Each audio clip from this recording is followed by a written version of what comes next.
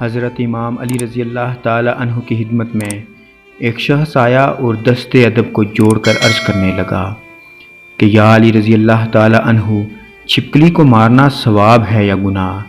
اور اگر گناہ ہے تو کیوں؟ بس یہ کہنا تھا۔ تو حضرت امام علی رضی اللہ تعالی عنہ نے فرمایا، اے بندہ خدا، اس زمین پر کچھ مخلوقات ایسی ہیں جو انسان سے ناخوش ہیں، اور انہوں نے شیطان سے وعدہ کیا ہوا ہے کہ وہ انسان کو ہر طرح سے نقصان دیں گی۔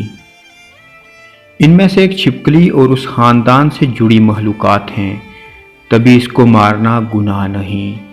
تو اس نے کہا، یا علی رضی اللہ تعالی عنہ، آپ نے فرمایا کہ اس کے خاندان نے انسانوں سے دشمنی کی، شیطان کی بیعت کی، یہ کیوں ہوا؟ بس یہ کہنا تھا۔ تو حضرت امام علی رضی اللہ تعالی عنہ نے فرمایا، اے بندہ خدا، آدم علیہ السلام کی خلقت سے لاکھوں سال پہلے اس زمین پر چھپکلی کا خاندان کثیر تعداد میں بستا تھا، اور وہ دن بدن بہت زیادہ بڑا ہونے لگا، اور یہاں تک کہ اس زمین کو دوزخ کی مثل بنا دیا۔ یہاں اس خاندان نے اتنا ظلم کیا کہ اللہ نے اس زمین پر عذاب نازل کر دیا اور اس نسل کو ختم کر دیا، سوائے کچھ کے۔ صرف وہ بچے جو بہت ہی چھوٹے تھے، وہ زمینوں، غاروں اور پانی میں چھپ گئے۔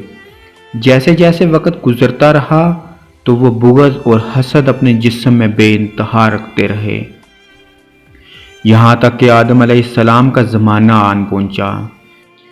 تو شیطان نے اس خلقت کے وجود میں یہ بات ڈالی کہ تمہاری نسل کو اس آدم علیہ السلام کے لیے ختم کر دیا گیا، تبھی سے اس نسل کی مخلوقات انسان سے نفرت کرتی ہے اور کوشش کرتی ہے کہ انسان کو نقصان پہنچائے۔ یہ واحد خلقت ہے۔ جب نمرود نے اللہ کے نبی حضرت ابراہیم علیہ السلام کو آگ میں ڈالنے کا فیصلہ کر لیا تو ہر جانور اس آگ کو بجھانے کی کوشش کر رہا تھا، اور یہ خوش ہو کر اس آگ کو بھڑکا رہی تھی۔ تبھی سے اللہ نے اس پر لعنت بھیج دی، اور اسی لیے اس کو مارنا یا اپنے گھر سے بھگانا گناہ نہیں۔